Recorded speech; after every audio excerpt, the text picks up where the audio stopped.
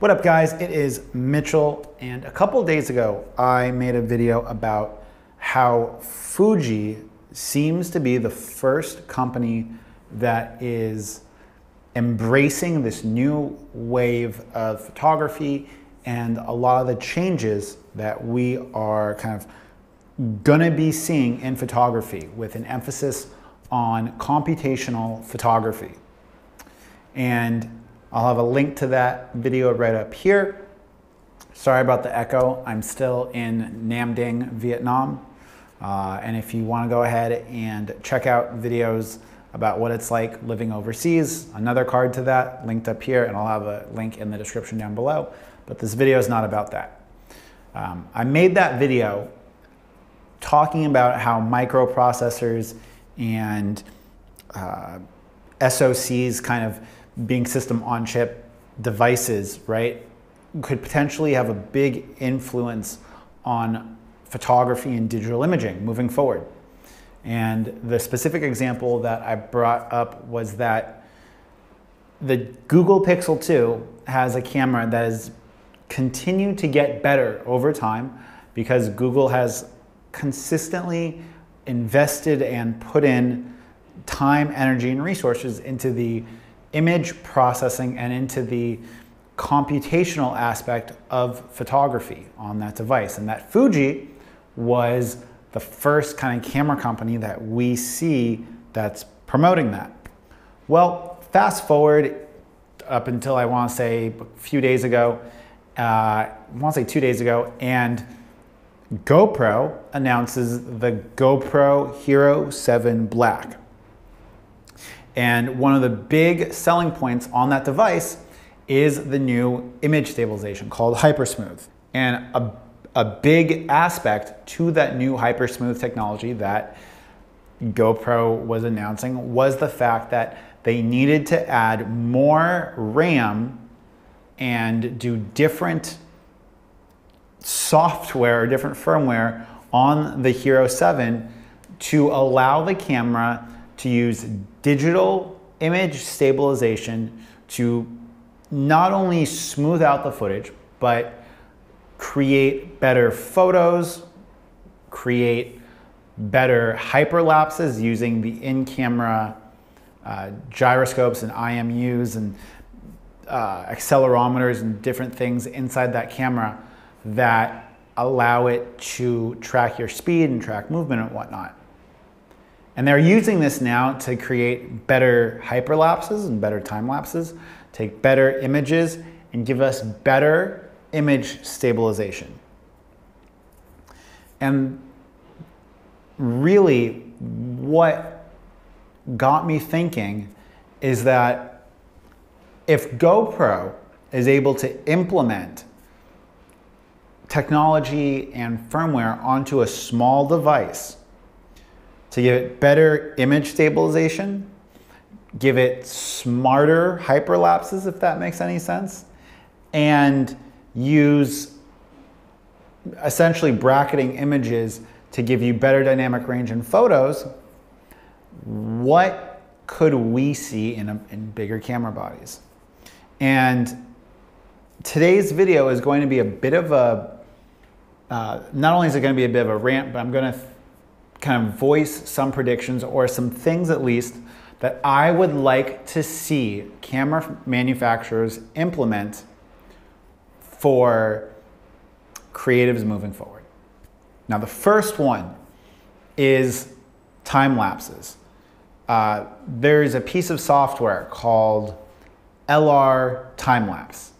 And LR Time-Lapse is a time-lapse specific piece of software that you can use not only on your remote device or laptop hooked up to your camera, but then after the fact to process images taken to give you what they call a day to night time lapse, basically, where the holy grail of time lapsing is getting the transition from daylight, golden hour, and then nighttime with lights coming on.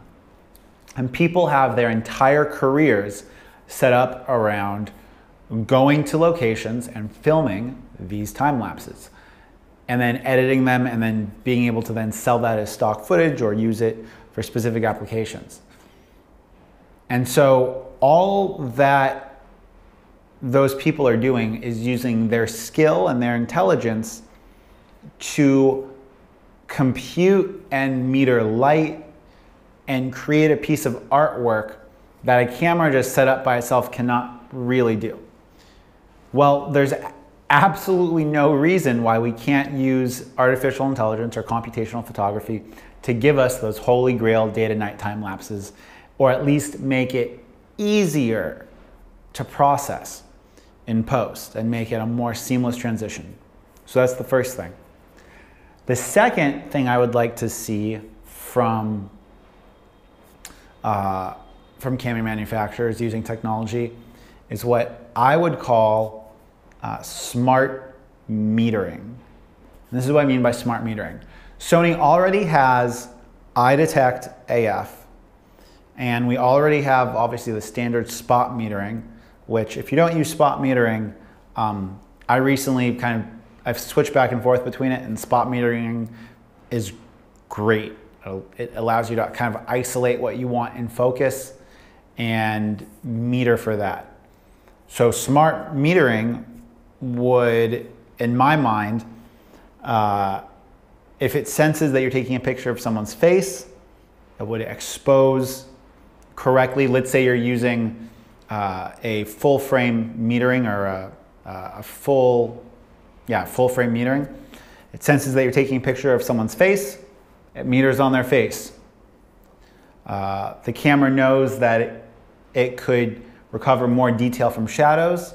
So if you have a picture of someone that is backlit by a sunset, it alerts you, it meters for the background, and it knows how many stops that the camera can recover.